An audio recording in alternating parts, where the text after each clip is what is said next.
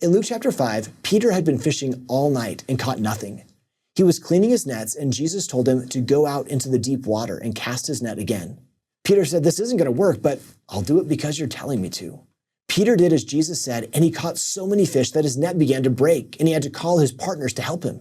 It's after Peter has caught the biggest catch of fish in his life that Jesus says, "Come, follow me, and I will make you a fisher of men." A principle I want to highlight from this first interaction between Jesus and Peter is that Christ asks us to leave when the nets are full. Imagine if Peter had just had the worst night of fishing in his life. He didn't catch anything. And Jesus said, "Do you want to come follow me?" Peter might have said, "Yeah, I hate fishing anyways. This is a great time to leave." But that's not what Jesus did. He asked Peter to leave at the pinnacle when his nets were full. Sometimes that happens to us as well. Here's a modern example from Elder Robert D. Hales. He said, "I was at Harvard Business School. I was stretched to my capacity. At an important point in my schooling, a mission president asked me to be an Elders Quorum president. It's the only time in my life that I have ever questioned an assignment." Can you see how Elder Hale's nets were full? He was at an elite school. How could he devote a significant part of his time to a church calling?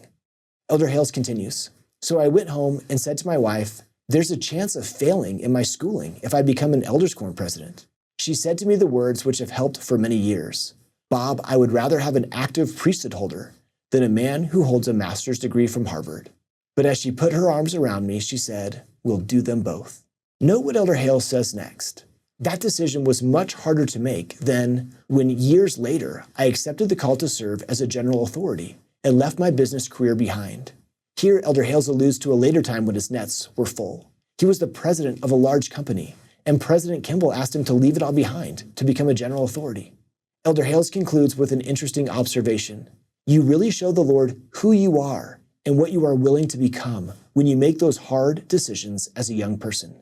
Elder Hale's choice to serve Christ as a graduate student, even when his nets were full, changed the whole course of his life. What does this look like for you and me? How will Christ ask us to leave when the nets are full? How will we respond? To see more videos like this one, simply search Seeking Jesus.